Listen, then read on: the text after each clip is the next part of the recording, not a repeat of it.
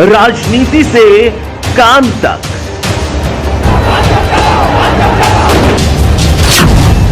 अपराध से अंजाम तक, खेत से खलिहान तक, खिलाड़ी से मैदान तक, अब हर खबर पर होगी हमारी नजर। उत्तर प्रदेश के जनपद हापुड़ क्षेत्र के कस्बा धौलाना के सगुन मैरिज होम में इस वक्त हम मौजूद हैं। यहाँ पर भाजपा किसान मोर्चे का कार्यक्रम चल रहा है। आइए देखते हैं मौर्य गौतम की खास रिपोर्ट। भाइयों, अभी हम आजादी का 75 वर्ष, आजादी के 75 वर्ष पूरे हुए हैं, उसका उत्सव हम मना रहे हैं। थोड़ा समय लूंगा, अगर अच्छा ना लगे तो बता दिए, बंद कर दूंगा। तो मेरा कहने का तात्पर्य है कि ये आजादी का 75 वर्ष, तो इसके पहले क्या? कुल मिलाकर के मेरे कहने का तात्पर्य है कि हमें आजाद हुए अभी मात्र 75 वर्ष हुए। उसके पहले अंग्रेजों का शासन, उसके पहले मुगलों का शासन, और अगर हम देखें तो 1000 वर्ष का दौर ऐसा रहा है जिसको हम लोगों ने अपनी आंखों से देखा है, मैंने हमारे लोगों ने देखा है।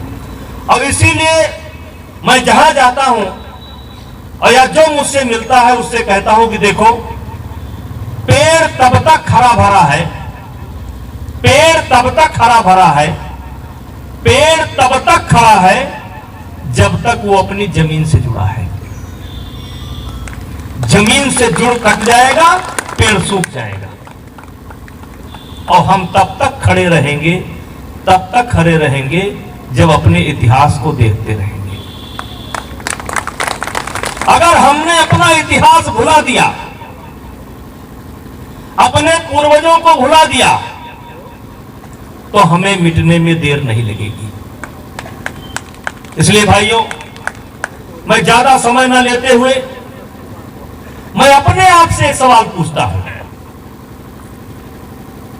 कि जिस देश का राज्य, जैसे मैं देख रहा था भगवान राम के समय हमारे देश का प्रभाव कहां कहां था, कृष्ण के समय हमारे देश का प्रभाव कहां कहां था,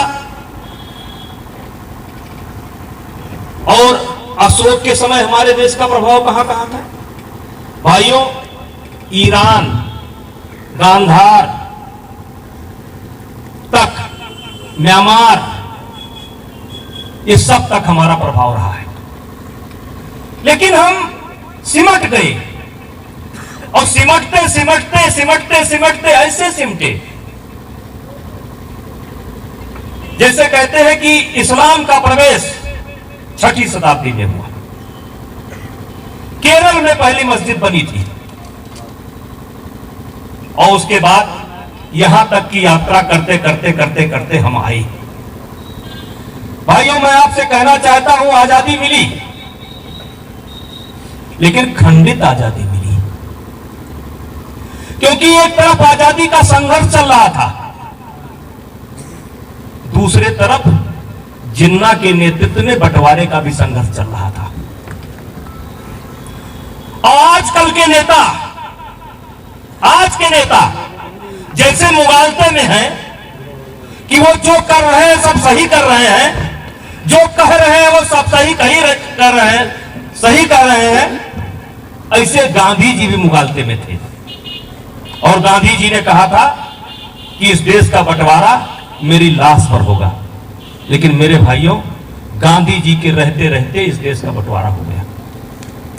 मैं बहुत लंबा इतिहास नहीं, थोड़ा आपको इशारा कर रहा हूं, केवल इशारा करते हुए जा रहा हूं। इस देश का बंटवारा हो गया, और बंटवारा होने के बाद आप सब जानते हैं, पाकिस्तान बना, हिंदुस्तान बना। और मेरे भाइयों, जिस समय इस देश का बंटवारा हुआ, आजादी मिली, हमारे देश के अंदर 565 रियासतें थी। उनको इकट्ठा किसने किया? उनको इकट्ठा न नेहरू ने किया, न उनको इकट्ठा गांधी ने किया।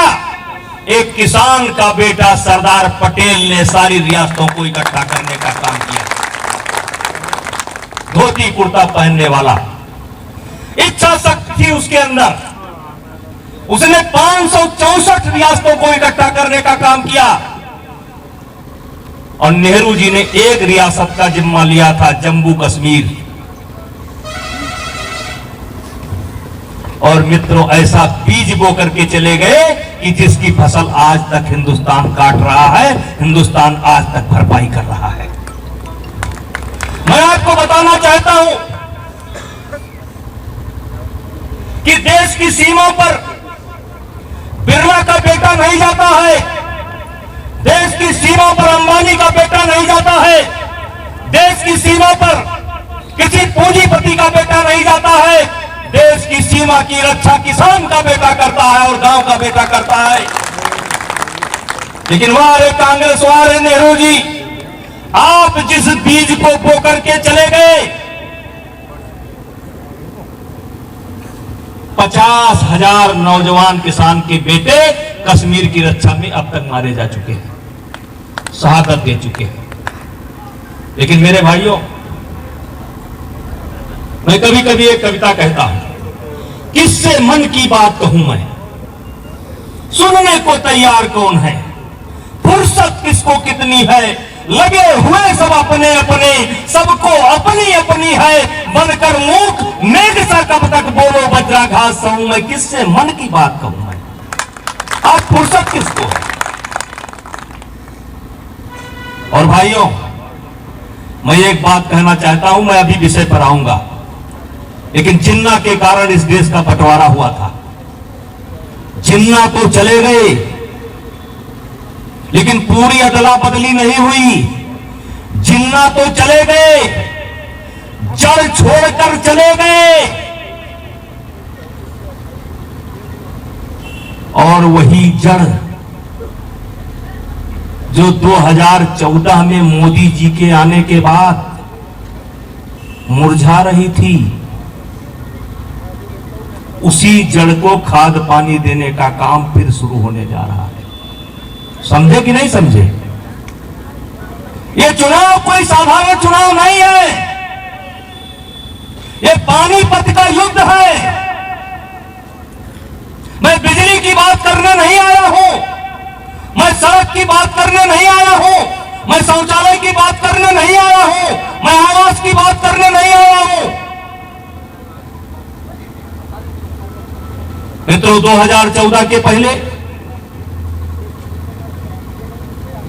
हमारे देश में एक अलग प्रकार का संकट था। सन 1984 में राजीव गांधी जी की पूर्ण बहुमत की सरकार बनी थी। 84 के बाद 89 में चुनाव हुआ, किसी की पूर्ण बहुमत की सरकार नहीं बनी। आप मालिक को इस देश के, इसलिए इस बात को सुनिए, हमारे देश के अंदर लोकतंत्र है। लोकतंत्र में राजाओं महाराजाओं को, बिरला को, टाटा को, अंबानी को भी एक वोट देने का अधिकार है। और लोकतंत्र में झुग्गी झोपड़ी में रहने वाले, फुटपाथ पर चलने वाले, हल चलाने वाले, कुदाल चलाने वाले को भी एक वोट देने का अधिकार है। अगर सही नजरिए से देखा जाए तो जितना हिस्सा मेरा बनता है उतना हिस्सा हमारे इस भाई का बनता है। किसी का हिस्सा ज्यादा नहीं है, किसी का हिस्सा कम नहीं है। हम इस देश के मालिक हैं। और इसीलिए मैं कहना चाहता हूं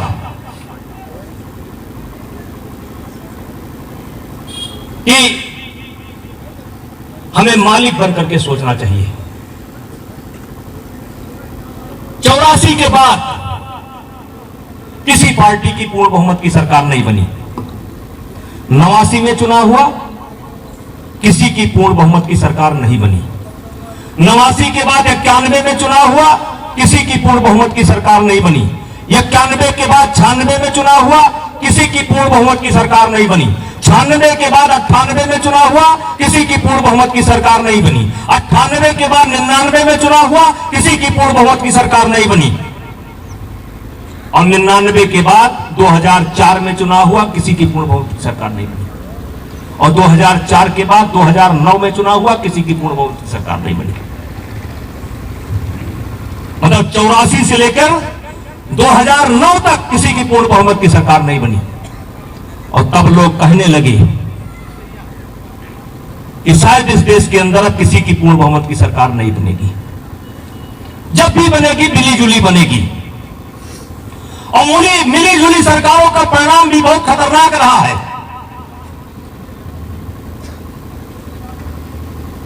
और उसी समय मोदी जी का प्राकट्य होता है। भारतीय जनता पार्टी उनको उम्मीदवार के रूप में घोषित करती है। और मेरे भाइयों, सारे ज्योतिषियों की भविष्यवाणी समाप्त हो गई, सारे अखबार वालों के विचार समाप्त हो गए। और 84 के बाद 2014 में पहली बार भारतीय जनता पार्टी की पूर्ण बहुमत की सरकार बनी। क्यों बनी? क्यों बनी?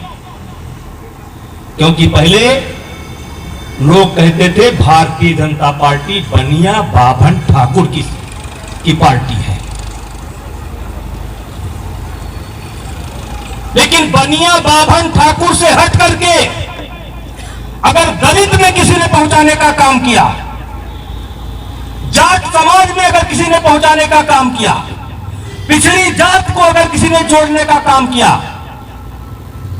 अमीर गरीब सबको अगर इकट्ठा करने का किसी ने काम किया, तो नरेंद्र मोदी ने किया। और उसी की बदौलत आज ये सरकार है। मेरे भाइयों, जिस समय मनमोहन सिंह की सरकार थी, उन्होंने कहा था इस देश के संसाधन पर पहला हक मुसलमान का है। बोलिए, याद है कहा था कि नहीं कहा था? कहा था। तो क्या ये बात हम भूल जाए? अब 8 साल हो गया तो ये बात भूल जाए? चिदंबरम ने भगवा आतंकवाद की बात की थी कि नहीं की थी? साधी प्रज्ञा को बंद किया था कि नहीं किया था? बकला हाउस इनकाउंटर पर सवाल उठाया था कि नहीं उठाया था? तो क्या ये बात भूल जाए? कुछ लोग परिवर्तन तलाश रहे हैं, परिवर्तन तलाश रहे हैं। भाइयों, मैं कहना चाहता हूं, मनमोहन सिंह ने कहा था कि इस देश के संसाधन पर पहला हक मुसलमान का है। मोदी जी ने करके दिखा दिया, इस देश के संसाधन पर पहला हक गरीब का है, गांव का है, किसान का है। करके दिखा दिया। मैं एक एक योजनाओं की चर्चा नहीं करना चाहता। चिदंबरम ने भगवा आतंकवाद की बात की थी, साथी प्रज्ञा और कर्नल पुरोहित। आप लोग जानते होंगे, कोई नई बात बता रहे हैं कि पुरानी है? पुरानी है ना? क्या क्या नहीं किया गया उनके अंदर। वो ये साबित करना चाहते थे कि हिंदुओं में भी आतंकवादी होते हैं। हम भी ये नहीं कहते कि मुसलमानों में ही आतंकवादी होते हैं या सारा का सारा मुसलमान आतंकवादी होता है, लेकिन ये सत्य है कि आतंकवादी सबसे ज्यादा मुसलमान में ही पाए जाते हैं, हिंदुओं में नहीं पाए जाते। और मेरे मित्रों, परिवर्तन तलाशने वालों, मैं कहता हूं परिवर्तन तलाशो। मनमोहन सिंह ने कहा था इस संसाधन पर पहला हक मुसलमान का है। मोदी जी ने कहा नहीं, पहला हक गांव का है, किसान का है, गरीब का है। करके दिखा दिया। और मित्रों, एक परिवर्तन यह है, जो भगवा आतंकवाद की बात करते थे, आज वो भोलेनाथ की बात करते हैं। ये भी अपने आप में एक बहुत बड़ा परिवर्तन है। करते हैं कि नहीं करते हैं? करते हैं जी। इसलिए मेरे मित्रों, मैं कहता हूं, किससे मन की बात कहूं मैं, सुनने को तैयार कौन है, फुर्सत किसको कितनी है, लगे हुए सब अपने अपने, सबको अपनी अपनी है, बनकर मूक मेघ सा कब तक बोलो वज्राघात से, मैं किससे मन की बात कहूं। आज क्या क्या नहीं हमने भोगा। और इसी समय हम सब जानते हैं कोरोना भी आया, कोरोना का संकट हमने झेला। कुछ लोग कहते हैं मोदी जी ने कोरोना में क्या किया। अरे मैं कहता हूं कि मोदी जी ना होते तब पता चलता कि मोदी जी ने क्या किया। चीन ने दुनिया को कोरोना दिया, चीन ने दुनिया को कोरोना दिया। और भाइयों, आप सब जानते हैं कि जिस समय कोरोना आया, अपने पास संसाधन नहीं थे, वेंटिलेटर नहीं था, मास्क नहीं था, ऑक्सीजन नहीं था। उसके बाद भी मोदी जी ने या भारत ने अपने आप को संभाला, और अपने आप को संभालने के साथ साथ 150 देश ऐसे हैं दुनिया में जिनकी भारत ने मदद की, आपने मदद की। 150 देश, 3 करोड़ लोग, 3 करोड़ लोग विदेशों में फंसे हुए थे। 3 करोड़ लोग, उसमें केवल हिंदू नहीं थे, उसमें केवल ठाकुर नहीं थे, उसमें डॉक्टर भी थे, इंजीनियर भी थे, मजदूर भी थे, विद्यार्थी भी थे। दुनिया का कोई भी देश अपने नागरिकों को लेकर के नहीं आया, लेकिन मोदी जी के नेतृत्व में भारत वंदे मिशन के अंतर्गत लगभग 1.5 करोड़ लोगों को ला करके घर पहुंचाने का काम हुआ।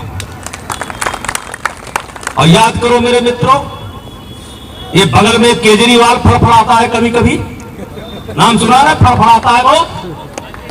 कोरोना काल में क्या किया उसने? लाउड स्पीकर लगा करके, प्रचार करके, रातों रात ला करके हमारे बॉर्डर पर लाखों आदमी को छोड़ने का काम किया। दिल्ली खाली करवा दी इसने। लेकिन याद करिए योगी जी का, वो छोड़ता गया और योगी जी बसें लगा लगा करके भरते गए और सारे लोगों को पहुंचाते गए। याद करो मेरे मित्रों, मोदी जी सब बाहर से उठा लाए। नीतीश कुमार हमारे पार्टनर हैं, उनसे मिलजुल करके हमारी सरकार चल रही है। लेकिन बिहार के लड़के कोटा में फंसे थे, उन्होंने ले जाने से इनकार कर दिया। बिहार के लड़के दिल्ली में फंसे थे, उन्होंने ले जाने से इनकार कर दिया। बिहार के लड़के इलाहाबाद में फंसे थे, उन्होंने ले जाने से इनकार कर दिया। लेकिन मेरे मित्रों, आपके इस योगी ने कोटा से लाखों की संख्या में बच्चों को ला करके उनके घर पहुंचाने का काम किया। दिल्ली के बॉर्डर से लाखों लोगों, अब लोग सवाल उठते क्या किया, क्या किया, क्या किया। और भाइयों, मैं एक बताना चाहता हूं, मैंने कहा वेंटिलेटर नहीं था, सच्चाई है। ऑक्सीजन नहीं था, सच्चाई है। अपने आप को संभाला, 150 देश की मदद की, 82 देश की निःशुल्क मदद की, 82 देश की। और शायद वही कारण था, ध्यान से सुनिएगा, शायद वही कारण था जब चाइना इस बार बॉर्डर पर खड़ा हुआ, माहौल खराब कर रहा था, तो दुनिया के सारे देश भारत के पक्ष में खड़े हो गए और चाइना को वापस जाना पड़ा।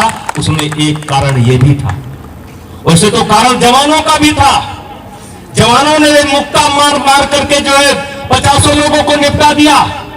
लेकिन अगर दूरदृष्टि से देखें, अंतर्राष्ट्रीय दबाव के कारण देखें, तो कोरोना काल में जो दुनिया के साथ भारत खड़ा था, उसका लाभ हमको, जब चीन हमारे सामने खड़ा हुआ तब उसका लाभ हमको दिखाई पड़ा कि दुनिया ने दबाव डाला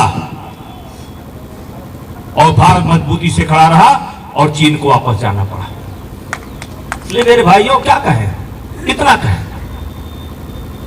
मैं आपको बताना चाहता हूं कि हमारे देश को कहते थे सोने की चिड़िया, सोने की चिड़िया, और इसीलिए सबकी निगाह इधर आती थी। इसीलिए हूण आए, डच आए, पारसी आए, मुगल आए, खिलजी आया, गौरी आया, लोधी आया, पता नहीं कौन कौन आया, अंग्रेज आए, क्योंकि ये सोने की चिड़िया था। हमारे देश में कहावत थी पहले कि उत्तम खेती मध्यम बान, निषिद्ध चाकरी भीख निदान। खेती को सबसे उत्तम दर्जा प्राप्त था, नौकरी को मध्यम दर्जा प्राप्त था, और भीख मांगने वाले को सबसे अंतिम दर्जा प्राप्त था। मेरे भाइयों, मैं कहना चाहता हूं, मैं घंटों बोल सकता हूं, इस भगवान को अगर किसी ने भिखारी बनाया है, जो दिल्ली पर राज कर रहे थे, इन लोगों ने भिखारी बनाया है। भगवान को भिखारी बना करके इन्होंने छोड़ दिया। मेरे मित्रों, मैं पूछना चाहता हूं, हमारे देश के अंदर लोकतंत्र है? मैंने पहले कहा कि लोकतंत्र के अंदर राजा को भी एक वोट देने का अधिकार है और हल चलाने वाले को भी एक वोट देने का अधिकार है। तो राजा को भी एक वोट देने का अधिकार है, हल चलाने वाले को भी एक वोट देने का अधिकार है, यानी हिस्सा बराबर।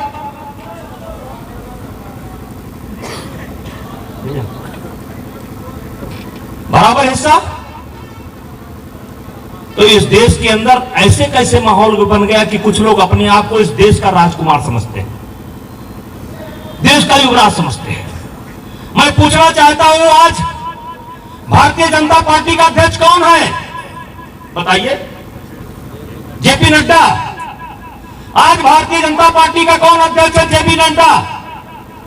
क्या कोई सूरमा यहां बैठा है जो बता सकता हो अगला अध्यक्ष कौन बनेगा? किसी को पता नहीं है। लेकिन सबको पता था कि नेहरू के बाद कौन बनेगा, इंदिरा के बाद कौन बनेगा, संजय के बाद कौन बनेगा, राजीव के बाद कौन बनेगा, राहुल के बाद कौन बनेगा, मुलायम के बाद कौन बनेगा, अखिलेश के बाद कौन बनेगा, लालू के बाद कौन बनेगा। मेरे मित्रों, तूफान से लाया हूं किश्ती निकाल के, इस देश को रखना मेरे बच्चों संभाल के। किसी ने गाया था, लड़ाई लड़ी गई थी, लड़ाई लड़ी गई थी आजादी के लिए, बलिदान हुआ था, फांसी पर लोग लटके थे। क्या इसीलिए लटके थे कि जगह जगह राजकुमार पैदा हो जाएंगे, जगह जगह सल्तनत पैदा हो जाएगी, कोई सफरी में राजकुमार पैदा हो जाएगा, कोई पश्चिम का राजकुमार पैदा हो जाएगा, कोई पूरब का राजकुमार पैदा हो जाएगा, कोई देश का राजकुमार पैदा हो जाएगा। ये कौन चिंता करेगा? ये कौन चिंता करेगा? भगवान? उत्तम खेती मध्यम मान, निश्चित चाकरी भीख निदान। ये भगवान भिखारी कौन हो? क्या हुआ? किसके गलती से हुआ? ये कैसे इनकी संपत्ति बढ़ती जा रही, कैसे संपत्ति बढ़ती जा रही है? मेरे मित्रों, ये हमारे मोदी जी से तुलना करना चाहते हैं, ये हमारे योगी जी से तुलना करना चाहते हैं। मैं एक कविता कहता हूं कि जाके पांव न फटी बेवाई, ताका जाने पीर पराई। ये हमारे नेता सब साधारण परिवार में पैदा हुए हैं, हम भी साधारण परिवार में पैदा हुए, कैप्टन साहब भी साधारण परिवार में पैदा हुए हैं, किसान के परिवार में पैदा हुए, हमको पता है। और मित्रों, मेरे ये बात को मान लेना कि ये जो आज के नेता हैं, जो उत्तर प्रदेश के राजकुमार हैं, योगी जी से अपना मुकाबला कर रहे हैं, ये चांदी का चम्मच लेकर के पैदा हुए हैं। ये किसान के परिवार में नहीं पैदा हुए हैं, चांदी के चम्मच को लेकर के पैदा हुए। इसलिए मैं कहना चाहता हूं, आपसे कहता हूं, ये विचार करने का समय है। ये गन्ना किसानों का बेल्ट है, हमारे ऊपर मुकदमा कायम करने अखिलेश यादव हो हिम्मत तो 5 रुपया क्विंटल सीड़ा से लेते थे। क्यों लेते थे? जो लोग मिल से जुड़े हुए बताओ, लेते थे कि नहीं लेते थे? 5 रुपए क्विंटल सीधे से लेते थे कि नहीं लेते थे? वो किसका पैसा था?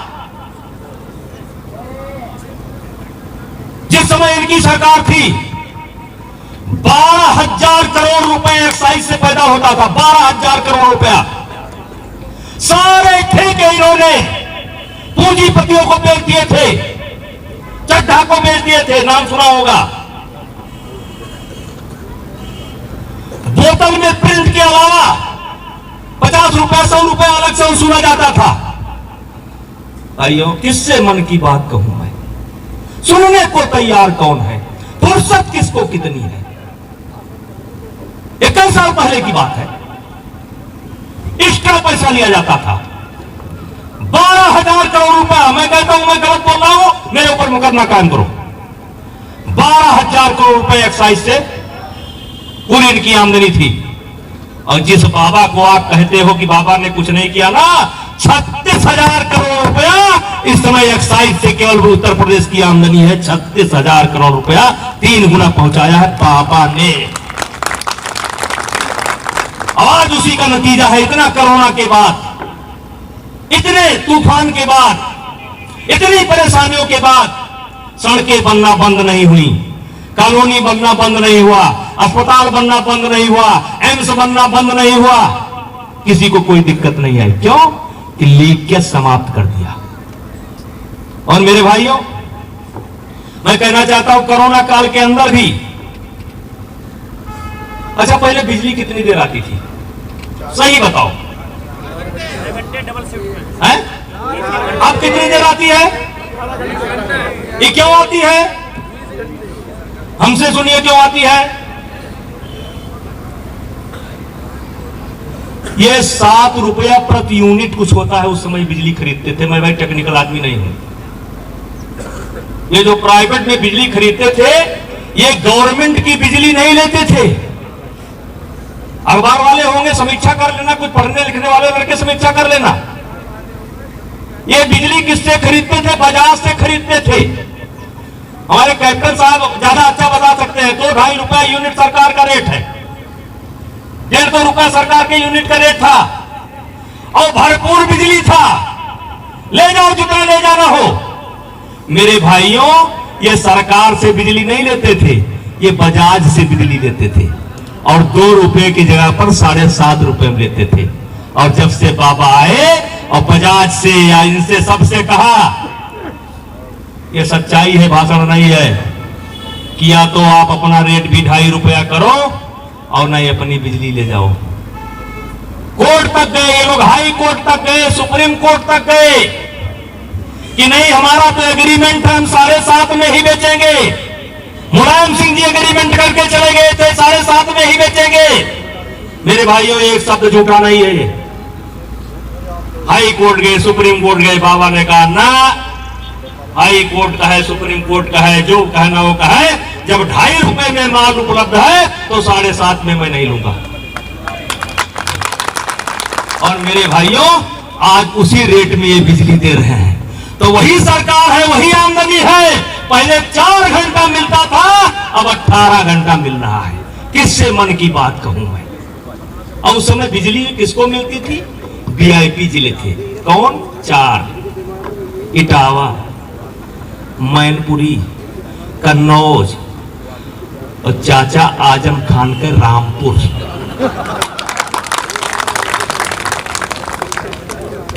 अगर झूठ बोलते हो तो इशारा करो, हम बंद करी।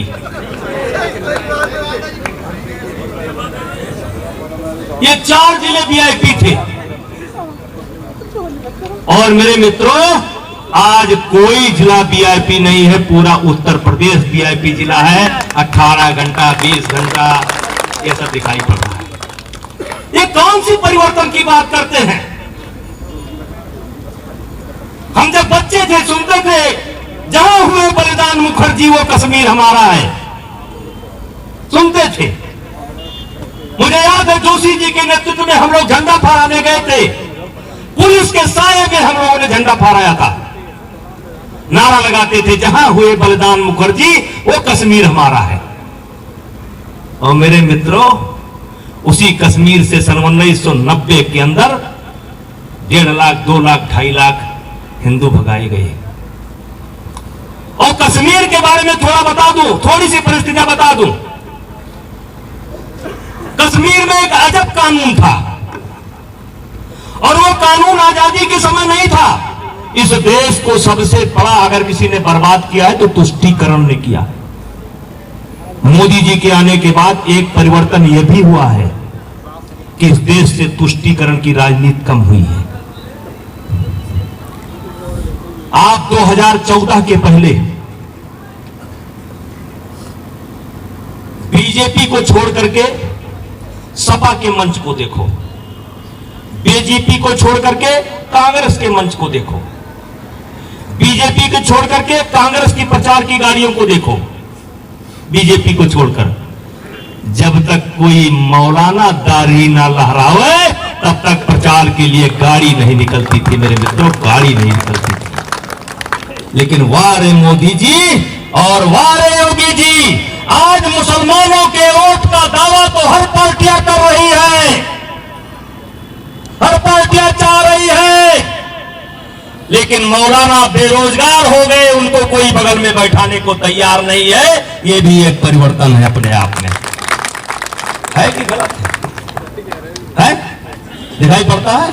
बेचारा ओवैसी यही तो परेशान है, वही बात तो कहता है कि 20% हमारा वोट, आप हमको बैठाने तैयार नहीं, मंच देने तैयार नहीं, दिन में वोट मांगने तैयार नहीं, और जोड़ते हो। वो सही परेशान है, वो हमारे साथ एक्सरसाइज करता है, बहुत सच्चा आदमी है वो सही परेशान है। इसलिए मेरे भाइयों, मैं कह रहा था कि तुष्टीकरण की राजनीति, तुष्टीकरण के कारण ही देश का बंटवारा भी हुआ। और मैं आपको बताना चाहता हूं, वहां पर एक अजब धारा थी 53A। ये 53A क्या है? ये 53A कब जोड़ा गया? 53A सन 1953 में जोड़ा गया, आजादी के समय नहीं था। और धारा क्या थी कि पाकिस्तान, कश्मीर की कोई लड़की, जम्मू कश्मीर की कोई लड़की अगर उत्तर प्रदेश में शादी करे तो उसके वहां के सारे अधिकार समाप्त हो जाते थे, ठीक? और वही लड़की अगर पाकिस्तान में शादी करे तो जम्मू कश्मीर के अंदर भी उसके सारे अधिकार सुरक्षित रहते थे और पाकिस्तान में भी उसके सारे अधिकार मिल जाते थे। मैं पूछना चाहता हूं, यह धारा उचित थी? तो नेहरू जी ने क्यों जोड़ा? तो हम कहते थे जहां हुए बलिदान मुखर्जी वो कश्मीर हमारा है। इलाज हो गया कि नहीं हो गया? हो गया ना, पक्का इलाज हो गया। और उसी समय हमारे मोदी जी ने आप लोगों को, अच्छा बताए, ज्यादा तो नहीं हो रहा है? ज्यादा हो तो हम लोग जल्दी, हाँ है, जिनको जाना हो जाइए, जिनको सुनना सुनिए। देखिए, ये 53A की धारा जोड़ी गई। और मैं आपसे यह कहना चाहता हूं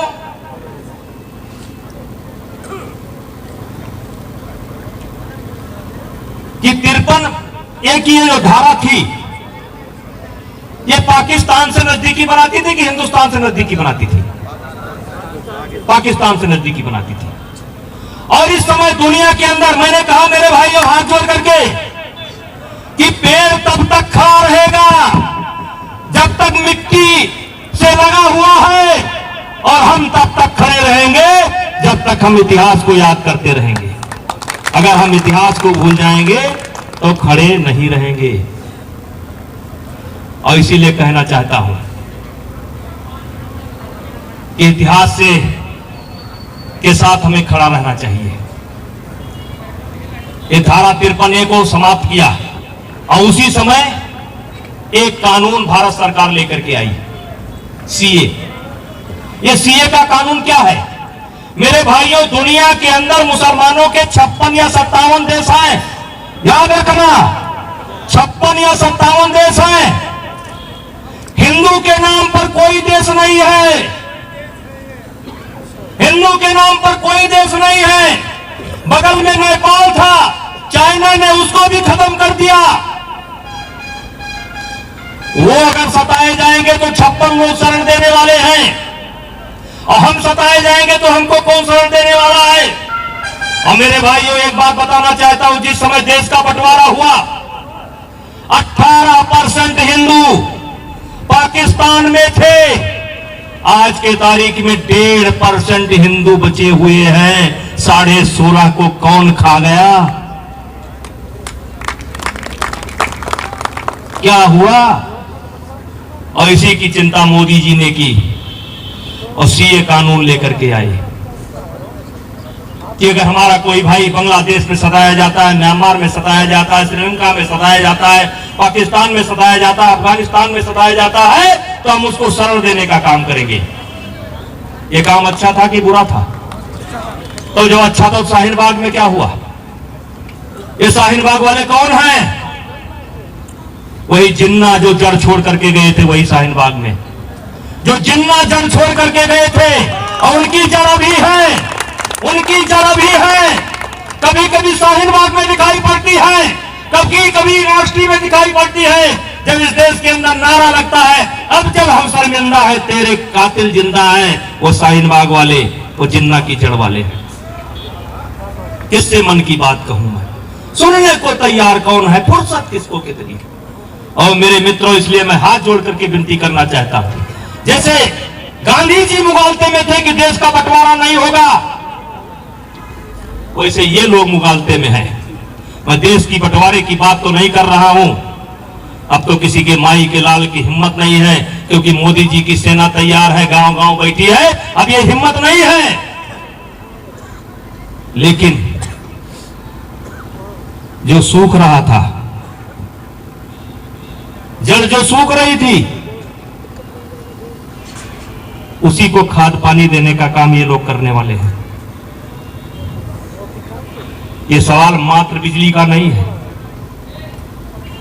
किसी ने कहा है कि नहीं, पाप का भागी होता केवल व्याध, पाप करने वाला ही पाप का भागीदार नहीं होता, मौन समर्थन करने वाला भी पाप का भागीदार होता है। इसीलिए किसी ने कहा कि नहीं, पाप का भागी होता केवल व्याध, जो तटस्थ है समय लिखेगा उनका भी अपराध। इसलिए मेरे भाइयों, तूफान से लाया हो किश्ती निकाल के, इस देश को रखना मेरे बच्चों से। अपने क्षेत्र की पल पल की खबर देखने के लिए सिटी न्यूज इंडिया 1 को लाइक करें, शेयर करें, सब्सक्राइब करना ना